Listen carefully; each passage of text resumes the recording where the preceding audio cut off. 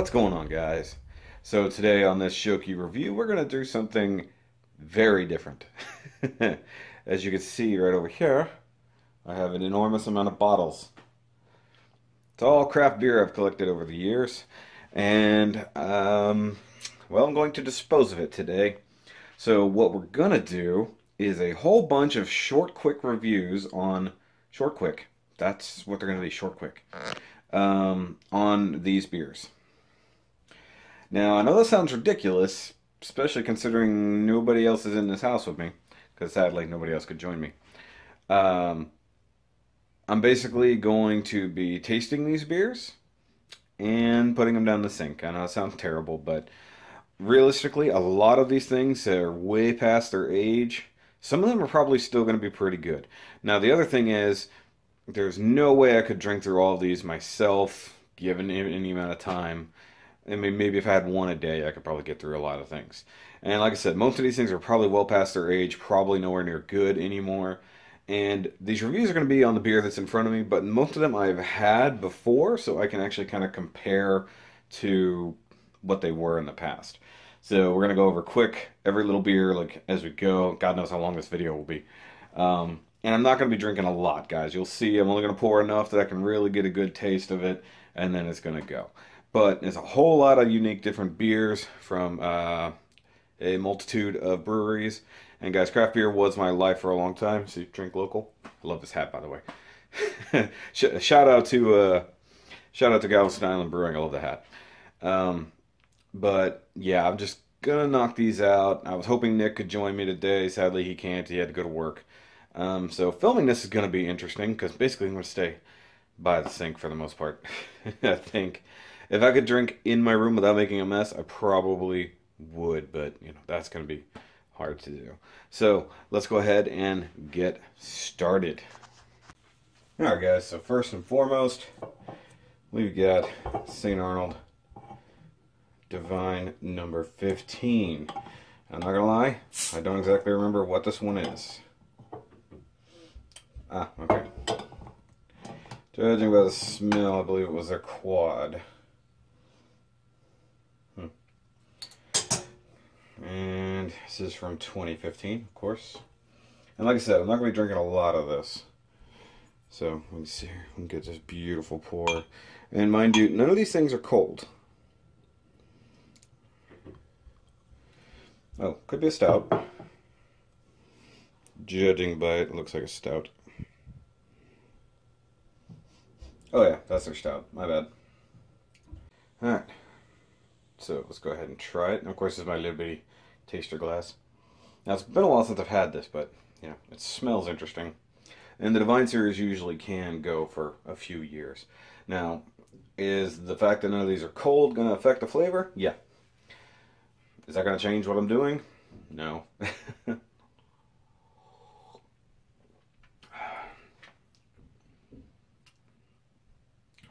Not too bad. I don't believe this one was barrel aged, if I remember correctly. Doesn't taste like a high alcohol beer. It's got a little bit of smokiness, a little roastiness.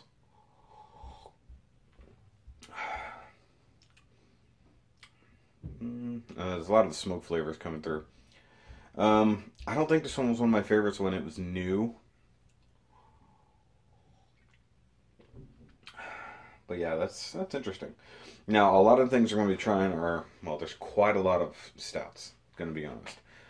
But I'm going to do what I can. Stouts, porters, and then a bunch of Belgian beers. Now, the Belgian beers, those are going to be the ones that you kind of question whether or not they're good. This one, yeah, it's probably at its prime, and it's only a couple of years old.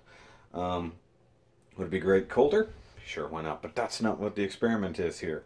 Is to taste it as it is, but it's pretty good. So, you know, St. Arnold knows what they're doing. Now, this one is an Alaskan smoked porter from 2012, so it's good and aged. So, this one wasn't one of my favorites when it was new. You know, it's very smoky. But it's a pretty interesting take on a porter. And Alaskan does do good beers. Oh, by the way, guys, I'm using my old school The Brewery bottle opener. Let's see here. Let's see if we can get some of that beautiful pouring footage.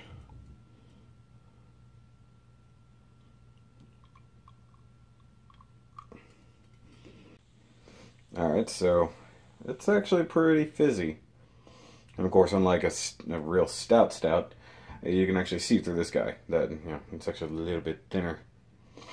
Definitely smoky, because it is Alaskan smoked porter. That's what it do. It do smoke.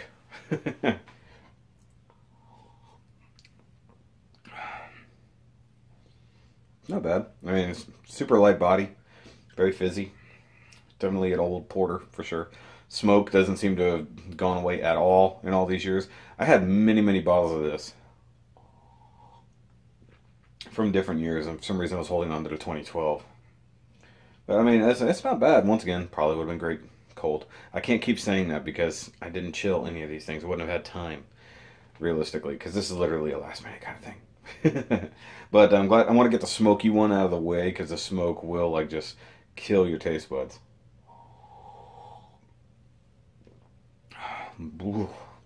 I am not a smokehead by any means.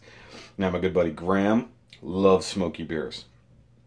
I've had a few that I could really, really tolerate. This is a good one, don't get me wrong.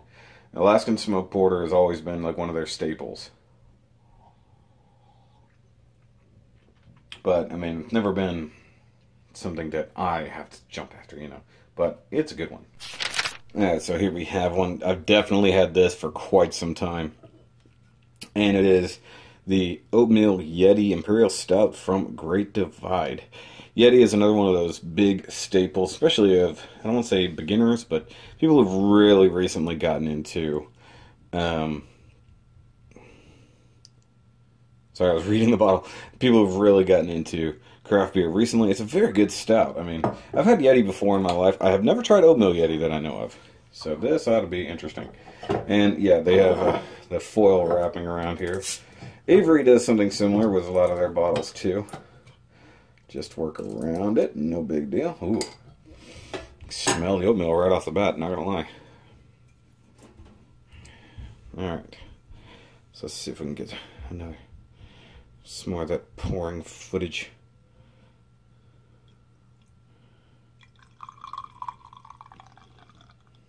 Get that sound in there. Ooh, look at the color.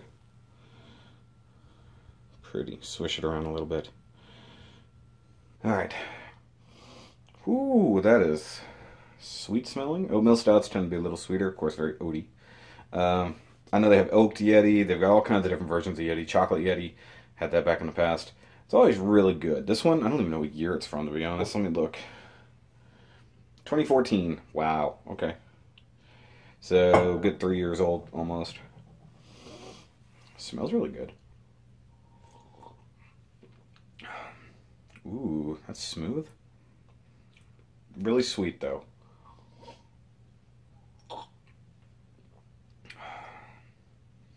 Definitely oatmeal-y. Light on the fizz, but still pretty good. Look at that.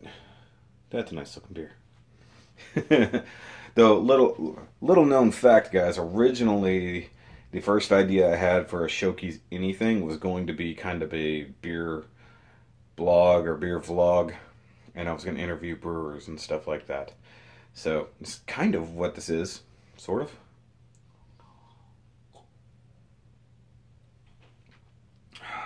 That's a pretty good one. Definitely could recommend that one for sure. I like that. Good job, Great Divide. Up next, guys, we have an actual local beer from Houston, from Bock. This is the Hellfighter Imperial Porter. This is actually one of the first beers they did. In fact, this is from the first run of bottled Hellfighter that they ever put out. Now, I've had this bottle for quite some time. You can see it's rather dusty. That's pretty ridiculous, honestly. So you guys can judge how long a beer has been in my collection by how much dust is on it. And that's not a good thing. So let's go ahead and get this guy open. Hellfighter used to be one of my favorite porters, period. Like, it's just that good. And there have been probably half a dozen variants between bourbon barrel versions.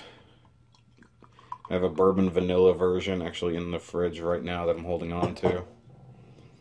Should be pretty good. Where's my focus? Yeah, look at that. That's nice and dark.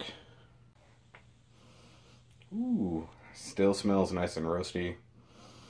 Kind of chocolatey smelling.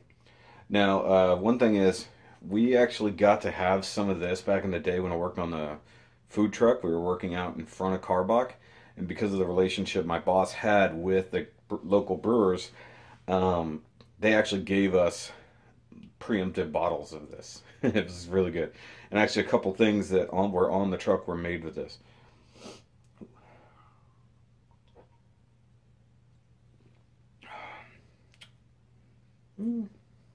Actually still pretty good, not gonna lie. That is probably 5 years old, roughly. No, can't be that. Yeah, roughly 5 years old. It's actually pretty good. Still smells really good, not gonna lie. I don't believe it has... nope, it doesn't even have a date on it. It has a spot on the label where it would have the date. And of course, like I said, there's been different variants of this thing, and they've all really been good. They had a Cherries of Fire version. It was like bourbon and cherry version of it. That was so good for like the longest time. Bourbon Barrel Hellfighter, or as it's known locally, BBH, is like almost a constant thing. Like, it's its own beer. Like, it just took on its own life because it was just so good. Karbach is one of the largest breweries in the Houston area, and you know they've got a lot of good people working there. Put out a ton of good beers. I mean, this is just one of their earlier porters. They have so many good other things though. But you know, the fact that something this old is still this good, I dig it. Now guys, I'm going to do something a little bit different on this one because I've got 3 different beers to go with here. It's 2010, 2011, and 2012 Fuller's Vintage Ale. Might be good, might not be good, to be honest. I liked this one when it first came out, and in fact I got a little bit obsessive. I think I had almost a 6-year run. I think I had from 2006. I think I was only missing a couple years, all the way up to like 2012, 2013. But I still had these 3. Figure I'd do these back to back to back and see what's what. I really always dug the red box, and then the bottle is actually pretty neat. The fact that it's got this nice limited edition wrapper up here, that's going to get all jacked up. So, 2010 variant. See if it's good. Now, it's kind of an English or an old ale. A little bit different. Ooh, smells okay. I think a lot of these are going to smell good because they're very malty. Like I said, I'm going to try these back to back. Of course, it's definitely not a stout, so it's not going to be super dark. But it looks pretty enough. Looks still pretty fizzy for something this old. You know, 8 years old at this point. Okay. Smells like it should smell.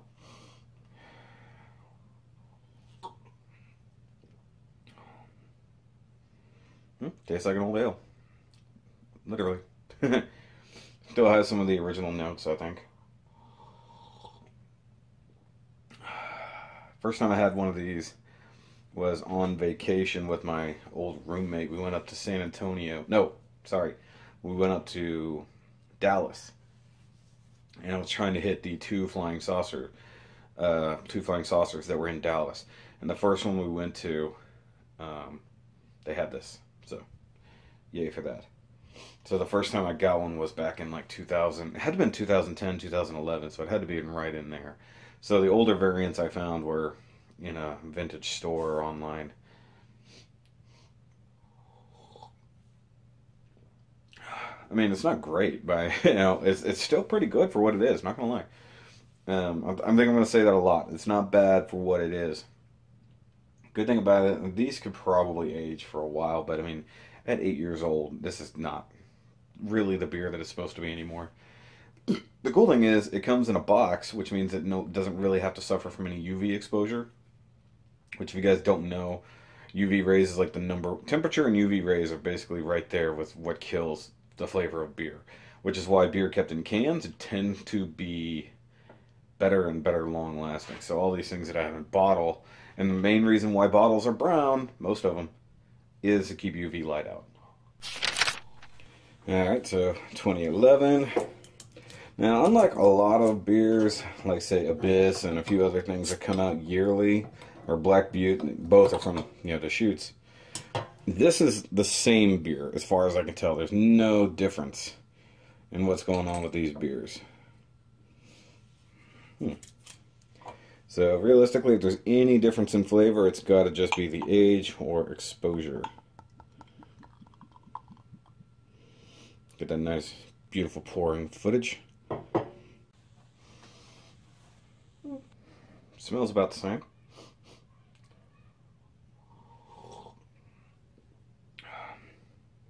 Taste, no, not gonna lie, tastes a little bit fresher. Go figure, got one less year on it. I mean, it's not bad. I mean, it's not going to be anything different. That's why I'm doing all three of them together, to really see if there's a difference in age. Now, another lightly known fact. Some of the first things I ever did on YouTube before this channel really technically existed, I was doing a beer challenge. It was a beer competition, chugging competition. And I chugged a 3-year vertical, that's of the same beer, different years, of Real Ale Sisyphus, which is a barley wine. And it was the 2009, 10, and 11, if I remember correctly. Was it only 3 years? Yeah. But I tried to, either way, I had a lot of years of Sisyphus. I had like almost every year that I could get of it, realistically. But I did 3 of them in the same thing, and I mean chugging, not like sampling like this. I mean chugging full pints. And like I ended up throwing up in the middle because of so much foam. All the foam just came right back up. But then I came back, finished the video, and gave a minor review of the 3 different beers, like as I went. Alright, last one, 2012. Now, something funny I just now noticed when I was pulling it out of the bottle.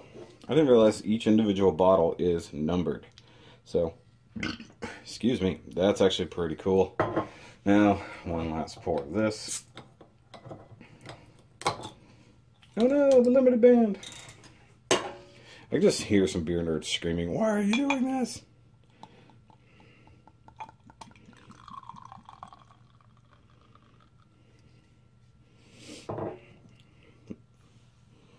Pretty. Alright, last year. Should taste a little bit fresher than the others. Looks a little bit more effervescent as well.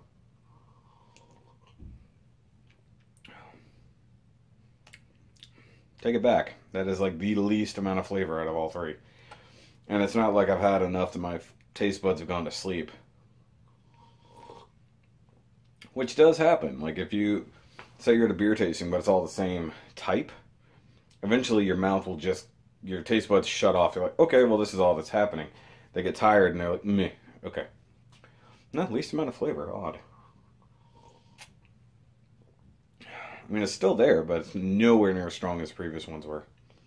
That's weird. I would have thought the 2012 would have been the better of the 3, but oh well.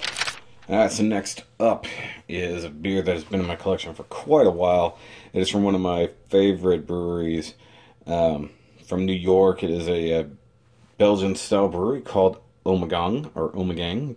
And Cup of Kindness is a very limited edition beer. Now, it was actually cellared, pretty cool. Ale brewed with spice, heather, and then it is traditional Belgian style Scotch ale. Now, if I remember correctly, this may or may not have been part of, or not part of, but similar to a Christmas ale, which was Cup of Kindness.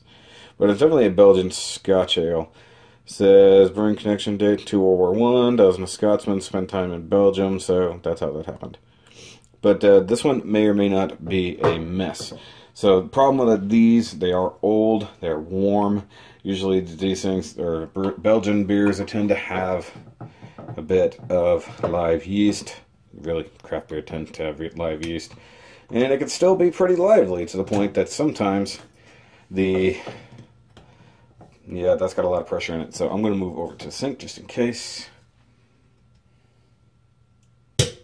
Yeah. Whew.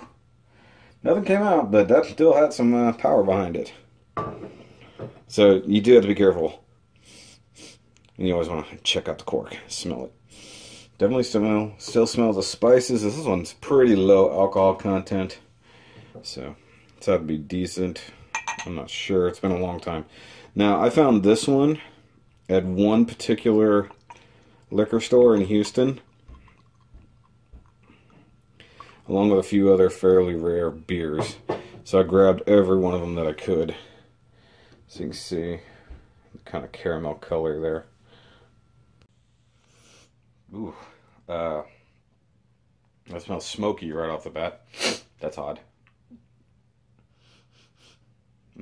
This one may not be good anymore. Usually Belgian beers, they can last a really long time, but sometimes they just go whoosh.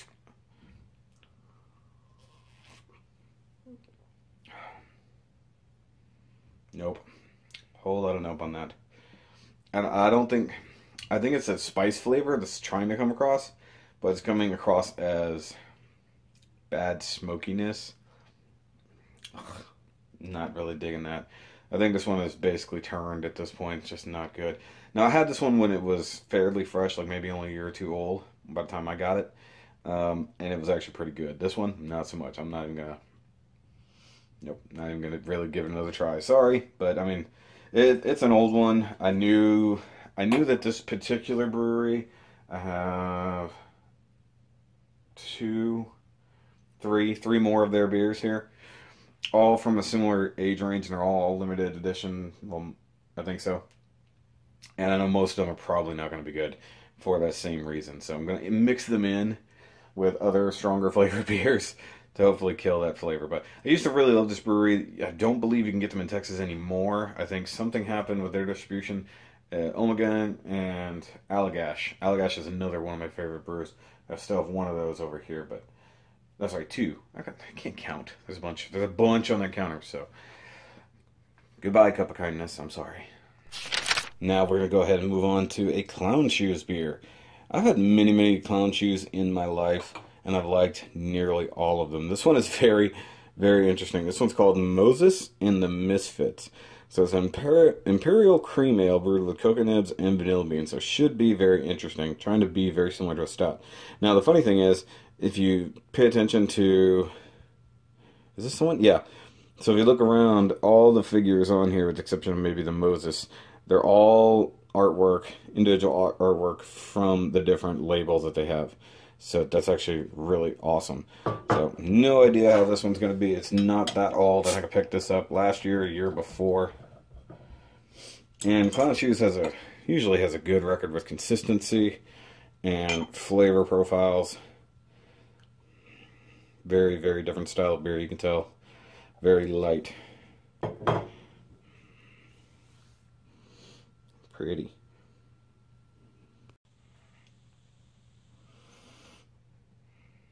That's a weird smell. It smells almost soapy, I think. Almost citrusy, which is weird and shouldn't have any citrus.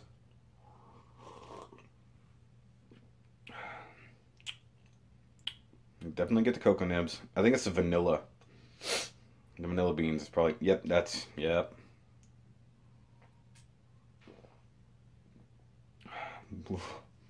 Sorry, that caught me weird. That was a weird chill. Fresh, this one will probably be pretty good. The cocoa isn't super strong. The vanilla is definitely there. But I feel like the basic cream ale is just meh. And some cream ales can be good. I've had a few, but most of the time I think a cream ale is just trying to be a light stout. Literally a light stout, so they add the cocoa nib flavors and stuff like that. But like I said, I've liked almost all the Clown Shoes I've had. Fresh, I believe this one will probably be great. Once again, that's another reason why I'm kind of doing it the way I am. Just to see the different flavors. Like, these things will be totally different given time in the cooler and stuff like that, but it is what it is. I'm just trying to get rid of the beer, guys. That's what you gotta understand about this really weird review. Now on to another beer. Duh. And this one is from another semi-local Texas brewery. It's from Freetail in San Antonio. And I've visited these guys, I don't even know how many times in the last few years. Really great. And I would call them a microbrewery, like back in the day, because they were actually a very, very small and actual size brew pub.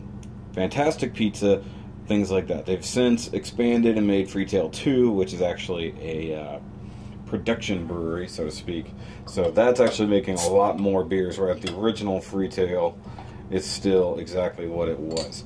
Now this is their Old Bat Rastard. This is the 7th anniversary version. So of course from their 7 years. Free your mind, your tail will follow. Of course bats are their thing due to the Freetail bats out in that way. And this one was always an interesting beer in and of itself, and of course is their anniversary version. I've not had this one that I can actually recall. I know I bought this last time I was there. It's from 2015. Wow, it's been a while. So yeah, I mean, should be interesting. Very fizzy. Smells okay. And one thing I've generally liked about their beers, they all can be packed full of flavors, but don't have to be packed full of alcohol. They have a few that are higher in the alcohol range, but most of them are low. So you can actually drink quite a bit.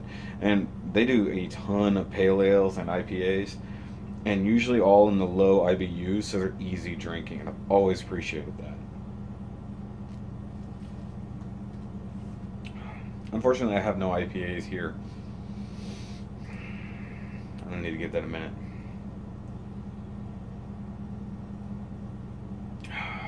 Definitely malty. Definitely tastes like an old ale.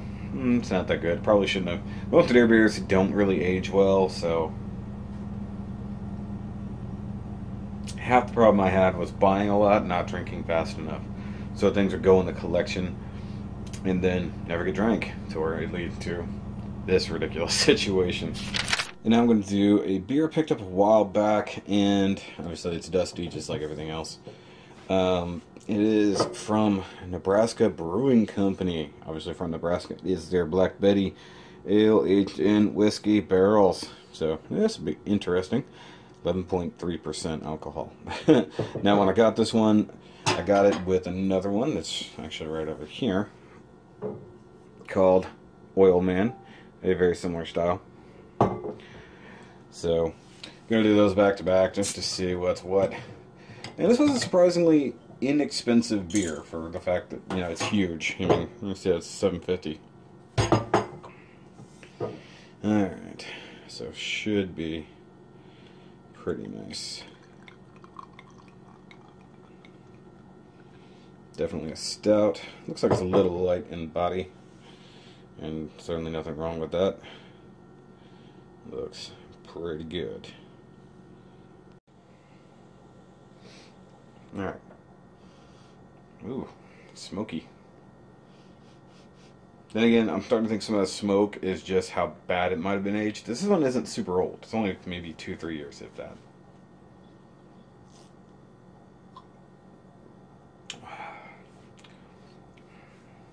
It's actually not bad.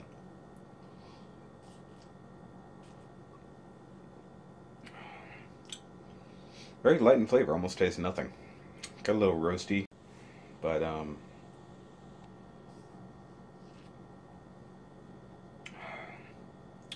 a little bit of alcohol, not much. Probably would have been really good fresh. Well, sometimes it's weird. Sometimes the booze will get stronger, like the whiskey flavor. Sometimes it'll get weaker. In this case, I think it got weaker. Not bad though. Not bad. Good job, Nebraska. Actually, it's getting better. Hold on.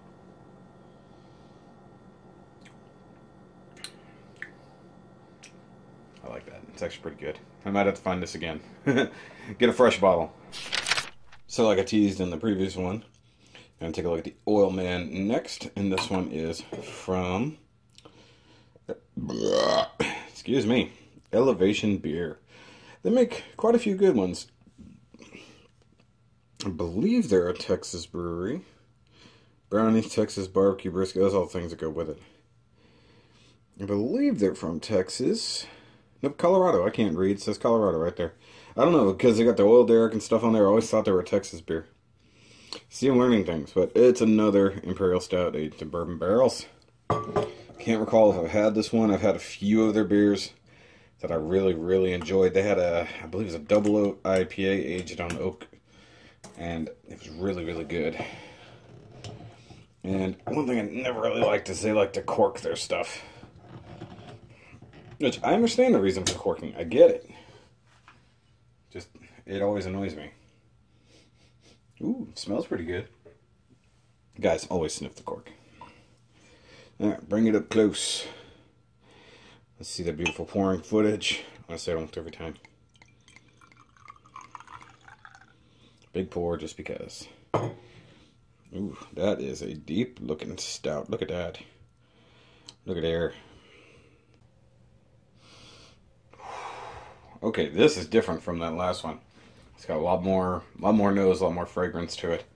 Definitely stronger. I don't know if alcohol wise, but beer wise, it is 10.8, so it's actually weaker. I remember the other one was 11 something.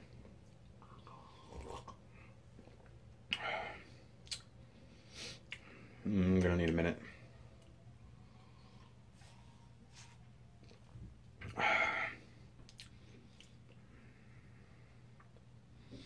Not sure.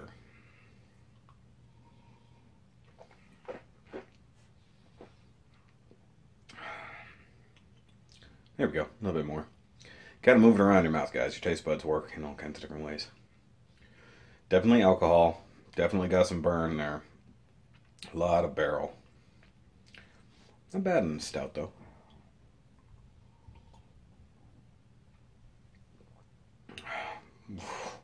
Once again, another chill. Sorry. I don't know if that's from the beer or the fact that I've drank so many so far. And mind you, I'm not drinking a lot. So, I mean, I'll pour myself a good amount. That way I'm not just taking the top of the bottle. You know, just a little bit just right at the top. But, you know, I drink only a little bit. So I can get a good enough flavor. Starting to think it's building up foam or something.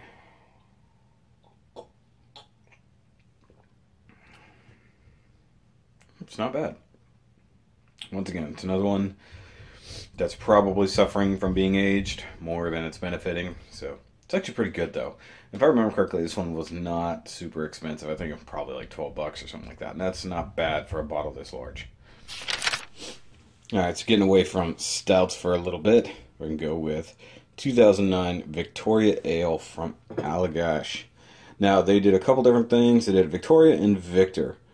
Or Victor and Victoria, whichever way you want to look at it. It is an ale brewed with grapes, and it should be some type of Belgian type beer, because that's generally what Allagash does.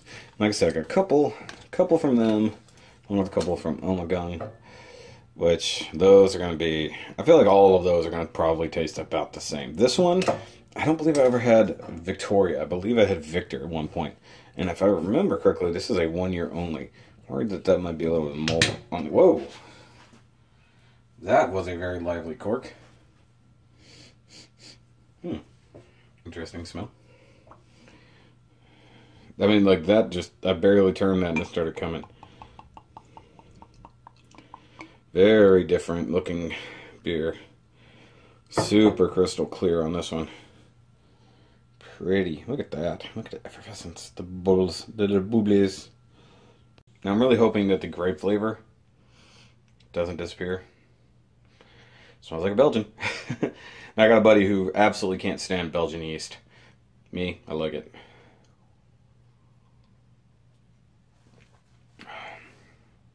Oh, no, there's still grapey flavor in there. That's not bad. It tastes fairly flat, like doesn't feel like there's a whole lot of bubbles to it, like not a lot of mouthfeel.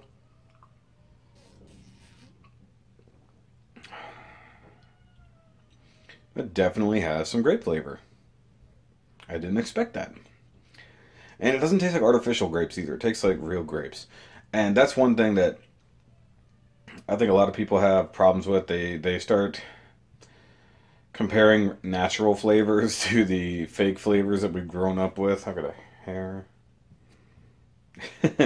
So, like Kool-Aid. That's not really grape flavored. It's close, but it's an approximation. Whereas this is a real grapey type flavor. Not like a wine grape. But now I gotta wonder if it says what kind of grapes are. And yeah, the children upstairs are annoying the crap out of me. It says pour slowly. Like, I mean, it is a shame. Like, this was a hard beer to come by. It is a limited edition. And this is one of those ones where it's a shame to have to do something like this with it, but it's still good. And it's not really a waste in my mind. Let me see here. The Tribute series. Didn't really say what kind of grapes there were. I was hoping it would. It had this cool little tag on it. But Victor and Victoria were a little hard to come by back in the day. See? You can tell. It's good. I burped really good. And I'm trying to stagger, like Belgian Stout, because it seems to be mostly what I've got, which totally makes sense because I'm a malt head. And you don't tend to hold on to IPAs because they lose hops. So I kind of want an IPA now. It's like I'm going to have to go out to Copperhead tonight, go get an IPA and come back home. Now guys, this beer is it's pretty terrible. Yep. Okay, it's a bad joke. But it is actually from one of my favorite breweries ever. And it is from Unibrow out of Canada. Out of Quebec, Canada, to be specific. And technically it's La Terrible, I believe. You know, French, because Canadian. And I think it's their version of a black, like a black Belgian ale. And this is best before 2015, which means this is probably from 2010. Because this one generally had about a 5-year lifespan. So I've had it probably 3 years, obviously, past its prime. And I actually have a beer in the fridge right now. It's also from this company that can age up to 15 years. And I slightly missed that by not much. It was supposed to be opened back in August. And we're going to open it up, me and a few friends. Wow. That cork just blew. Yep, that's definitely a Belgian ale. Now, this has always been one of my favorite breweries. I'm not sure I've ever had one of their beers aged this long, so we shall see. Looks kind of like a stout, but Belgian dark usually looks like that. Oof, okay. Something about a warm Belgian ale. It's really not good. Not gonna lie, just smell-wise.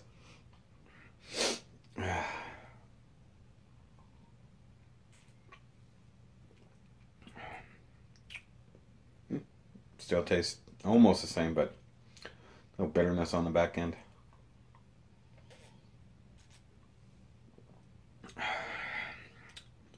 Yeah, I'd say this one's definitely past its prime. Would it be better cold? Probably not much. It would just mask some of the other flavors. But, you know, that's the problem with a lot of these Belgians we're going to look at. They're way past their time. And while it's one of my favorite styles, yeah, there's not much I can do about it, so let's just move on. I love Unibrow, or Unibrow. But yeah, don't really want to age them too long. Now, I'm getting a lot of the spices out of it. I wouldn't say it's bad. Not as bad as that other one was, that Ommegang. But yeah, it's definitely past its prime, for sure. So like I said, next Belgian type stout. This is a blended Belgian style porter from, once again, Ommegang. Limited edition, and it's called Seduction. All beverage, natural flavors, cocoa added. So Belgian-y, cocoa-y, portery, Belgian thing. If I remember correctly, this one wasn't bad back in the day. There was a couple different ones. There was Seduction. I don't believe that's Seduction over there. I believe that's a different one. I hope it's not the same one. No, it's the same beer. Okay, so I've got two of the same beer. So I can pour one out. Yay. Careful. Yeah. Nice and lively. Smells like a porter. Most of the time, porters and stouts and stuff like that can age pretty well. A little Belgian yeast and stuff to it. You never know.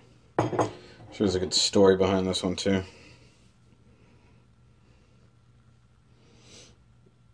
Come on. Focus. Yeah, there we go. Smells like a roasty porter again.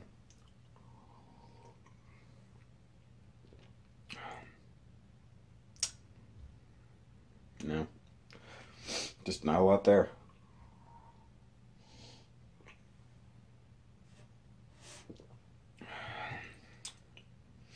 I mean, it tastes like a really light porter. Not really getting a lot of the chocolate. Sometimes chocolate will fall off after years. And I mean, this thing is a few years old, to say the least. I probably picked this up back in like 2010, maybe 11. Whatever year that Cup of Kindness, I think it's from that same year. Maybe the year after. So, I don't know. Definitely not digging it. You can tell I'm not digging it enough to drink it again. So, and I think, if I'm correct, yep, 2 bottles. So, yay, that's 2 down, 1 less thing I have to drink.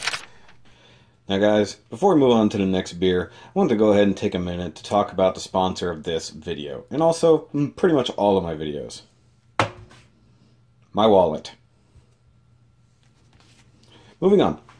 Alright, so this one is actually going to be a Stone Russian Imperial Stout, or Imperial Russian Stout. Either way is kind of correct. Now, this one is a standard in the industry for what a Russian Imperial Stout is supposed to be. And this is the 2013 Classic release. Now, they're weird because every other year they release a normal one, and then they have a flavored version, where they had one with star anise or star anise, which I really liked because I like licorice, and then they've had just all kinds of different variants throughout the years. Even a couple years of doing a barrel-aged version, which the 2006 release was one of the first times I had one of these, and it was phenomenal. I didn't have it in bottle, I had it in glass, and that was a heck of a night at the Flying Saucer. Now, like I said, this is basically just one of those beers that sets the standard and just holds it for a long, long time. Burping happens. Yep, smells like a Stone Imperial Stout.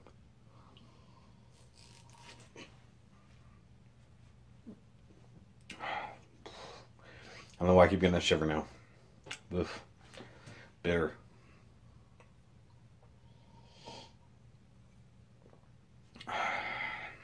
Some of the roasty, kind of chocolatey notes are there. But for the most part, it's kind of bitter. Oh, they had an espresso version that was phenomenal when it was new, but eventually coffee tends to fall off flavor-wise. So while that one was really good fresh, after a couple of years it wasn't. There was just nothing to it. This one's not bad. Cold, probably a lot better. But, you know, it is what it is. So, I mean, what can you say? It's a Stone Imperial Stout.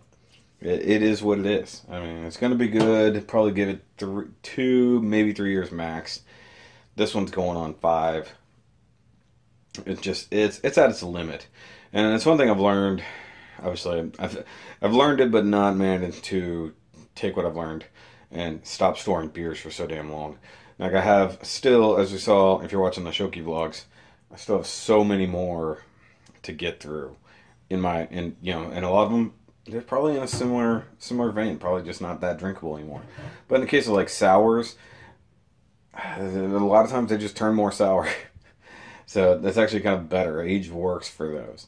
But in the case of these things, they're all falling off. They're all too old. Okay, so one more Ommegang. Technically there's another one. But this one was one of my favorites when it was new. It's Aphrodite. And it's malt beverage with natural flavors and grains of paradise. And with a little bit of Brut yeast. Yeast. It was pretty good. Should be pretty interesting. Just a Belgian ale. Says it's a true Belgian ale. Which means it might explode on me as I take this off. Now, I've actually had one of mine where literally just took that cage off, like literally just untwisted and just went flying. There's so much going on in that bottle that it literally exploded. There we go. Now, being that this has Brut in it, yep. Ooh, that is a bit sour. Brut, or Brettanomyces, as it's pretty much pronounced. It's a type of yeast agent. sours things a bit. So this one ought to be very interesting. Look at the color. Isn't that kind of pretty? Almost reddish hue to it. Not quite coppery. Very nice. You know, there's two hard things about this particular video. It's the fact that I have one camera.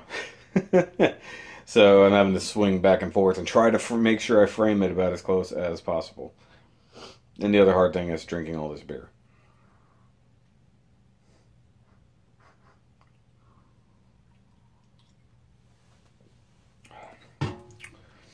Oh yeah, that is definitely bready. This one's actually not bad. Those grains of paradise, that very interesting like fruity flavor, combined with the Brut, which gives it just that little bit of sour. You can see that real pretty redness. I really do dig that. That might be a thumbnail.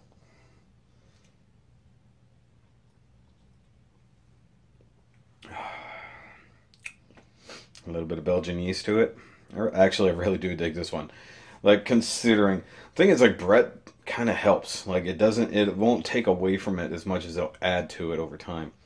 So this one may not have been very tart when it was fresh. I remember having it at least once. I doubt it was this tart, but this one on a hot day, nice and chilled, would be phenomenal.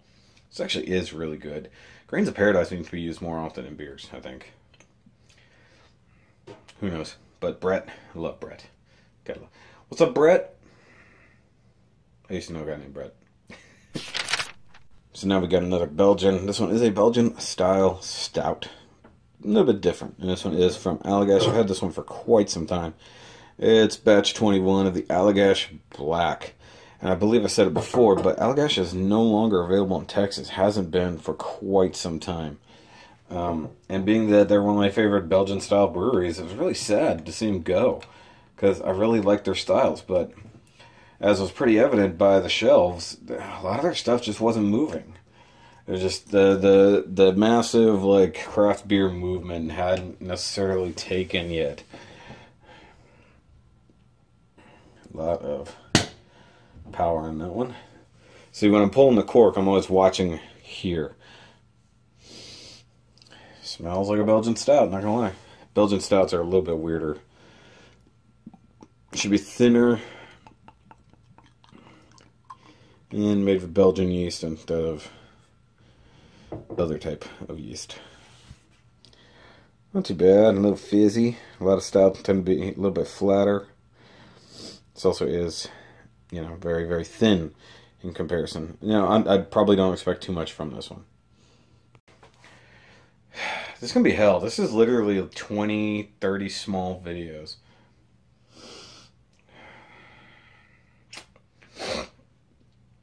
Stomach's already turning a little bit, not going to lie.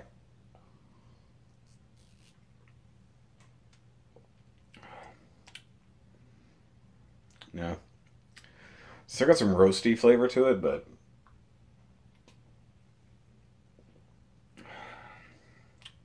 nah. You know what it tastes like? A little weird. It kind of tastes like an imitation Tootsie Roll. Like, you know those companies that make knockoff kind of Tootsie Rolls? That's what it tastes like. Got that sweet chocolatey flavor. But actually, maybe it's closer to like a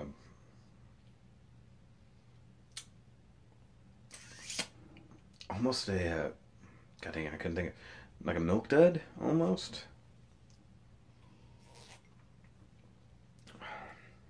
Yeah, I mean it's just got a little bit of roast in it, almost a hint of smokiness, and then like that sweet chocolatey flavor. So it's not bad. This is definitely one that should have been drank closer to being fresh. Not one of those meant to age by any means. And it's been around a while. I couldn't even tell you when I picked this one up. I really can't. I know one of the earliest beers I ever bought was one of these, and I don't believe it was this bottle, because that would mean this bottle is almost 10 years old, and I don't believe that's what this is. So, I mean, I miss Allagash. I miss the good beers that they made. But sometimes, you know, it is what it is. Next! Time for another Ommegang, and it is Adoration. Brewed with spices, coriander, cardamom, mace, grains of paradise, and sweet orange peel. Basically, it's going to be a weird flavor. And yeah, I'm getting a little bit buzzed, but I'm also getting very full. That's the kind of the problem with this, is like, I've almost drank probably the equivalent of a pint in doing this. This one's not coming out with a ton of pressure. And notice this bottle is like really dark, so I wanted it to not get any light. Ooh, still smells interesting. Let us pour. Watch it. Look at that. Alright.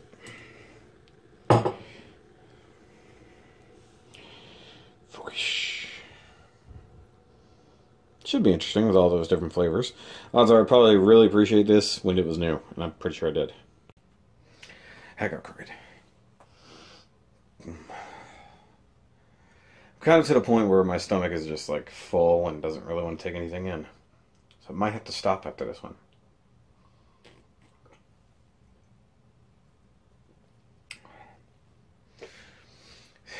I take a little break in between.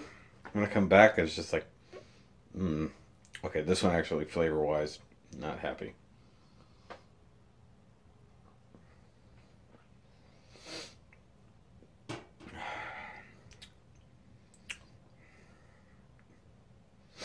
Okay, I'm starting to get the spices. Like I said, I'm getting pretty full. You know, I'm only drinking a little bit at a time.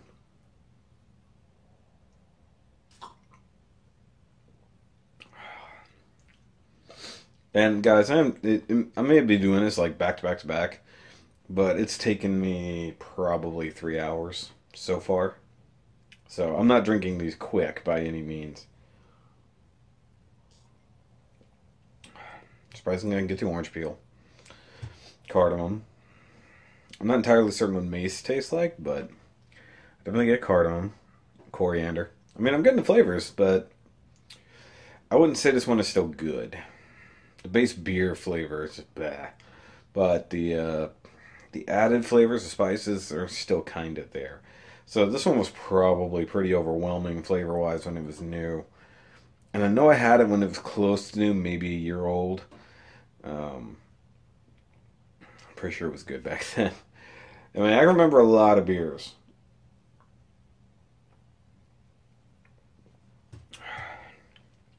I mean, it is what it is. Not bad. I think I'm going to have to do a footage dump. Footage dump time. Alright guys, now we got another entry from Clown Shoes, and it's one of the greatest things they've ever made. Blakecorn Unidragon. You just look at this ridiculous bottle artwork. So what happens if a unicorn and a dragon became a thing? Yeah, it's one of the best Russian Imperial Stouts I've ever had in my life. And there are different versions of this, but of course they've changed from this style of bottle art. I keep on saying box art, you know, from my normal reviews. And, I mean, it kind of sucks. I mean, there's nothing wrong with the way they do their art now. It's just not as cool. I think this one is not super old. Maybe a couple of years. Because I think they don't even do this bottle anymore at all. This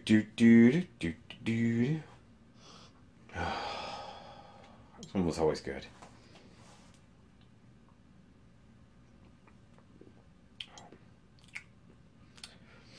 A lot of roasty, smoky flavor. I know I've said that a lot, but it is.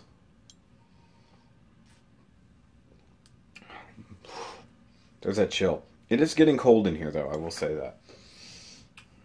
Still pretty good. I will give it that. Guys, you can see the bottles empties over here. Over here. I'm not lying when I'm saying I'm getting full. Thank God I only got 3 left after this. And they're all stouts. This is one of those ones that can last a good while. Though I am a big fan of the variants of this. The best one is probably Good, the Bad, and the Unidragon. It's a barrel-aged version of it with whiskey. Oh, it's so good. Or Fistful of Unidragon is also very good. They're doing a weird Clint Eastwood run, but they still make good versions of this. But there was also one. It was called was it Angry Beast? There was a couple. There was Angry Beast, which I think was just barrel aged, and then there was it Very Angry Beast or something just like that, and it was half rum, half whiskey barrel aged, and it was just so good. One of the crazier variants. Clown Shoes makes a lot of beer, and this is one of their best that has ever really come out. Moving on to the Real Ale Brewing. Real Ale Brewing out of Austin, I believe. And it's called Commissar. It is their Russian Imperial Stout. Now, the thing is, this was actually based off of one they did a long time ago. It was a Real Ale 15, which I believe was their 15-year anniversary beer. And it was so good. I think I had almost a case of it. It was so good. And it had so much demand for it to come back that I guess they made this off of the same recipe, or at least what I hope was the same recipe. And if I remember correctly, I don't think I've actually had this beer as it stands. And I think they made a couple different versions before they called it Commissar. They changed a lot of their bottling and stuff. Real Ale's always made a lot of good stuff. And they're called Real Ale because they make beer the real way. Unlike, mega breweries. Alright.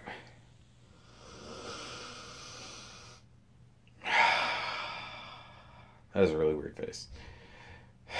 Next time I gotta have somebody help me with this. This is just too much.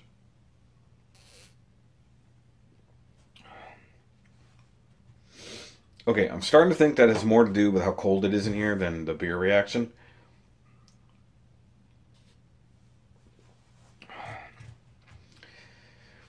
Yeah, that tastes good. I wouldn't say it's just kick you in the mouth good. Cold is probably phenomenal. Also, probably a couple years fresh. I think I've had this particular beer 4 years, probably. It's been a while. I know I picked it up at an H-E-B a long time ago, so.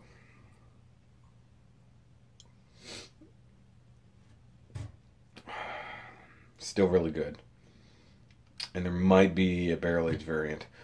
Now, one thing that Real Ale does that's really good, but they haven't really stuck with, is, well, I guess technically they've stuck with it. They have their Mysterium Verum series, and that's their ridiculous barrel-aged stuff, their sour stuff.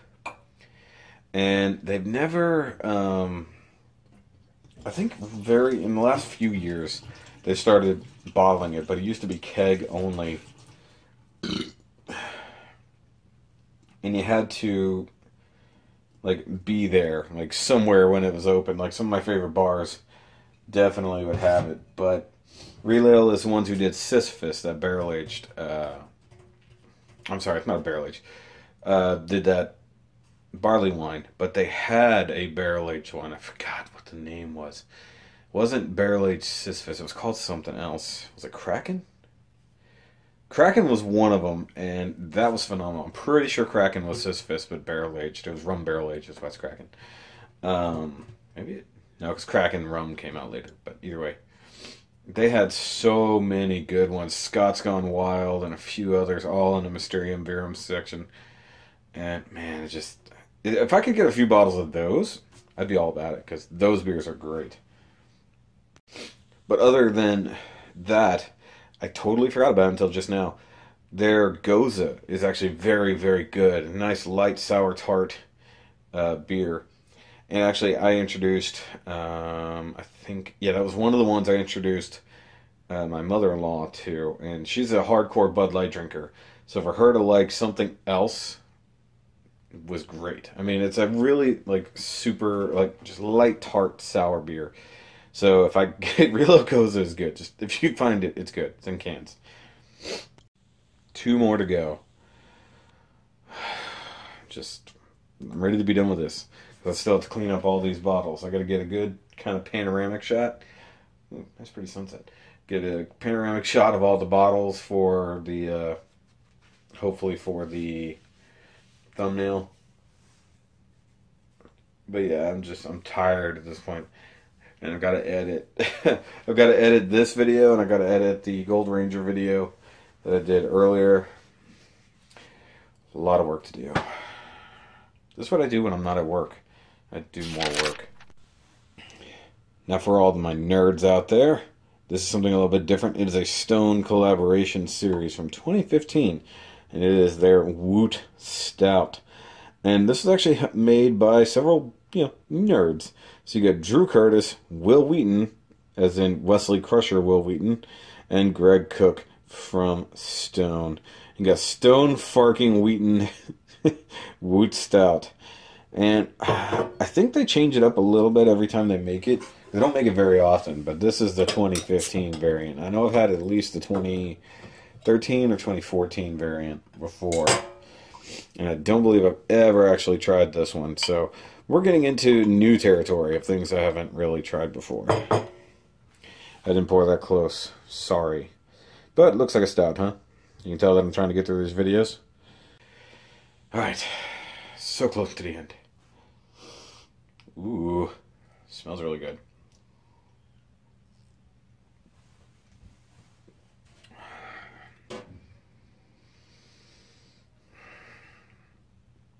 I was resisting the chill. Here.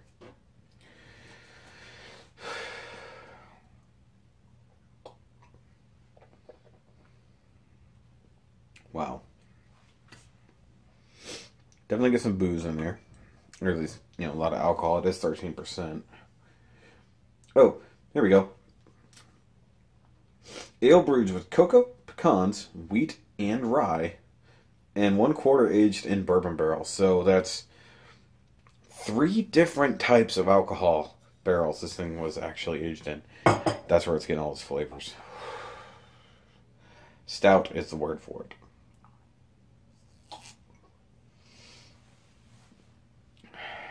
Yep, get that pecan in there. If you can't tell, I'm pretty much done. I might actually call this my last one. I think I got hair hanging down. It's driving me crazy. I don't care if I'm leaving this in the video or not. I can see it.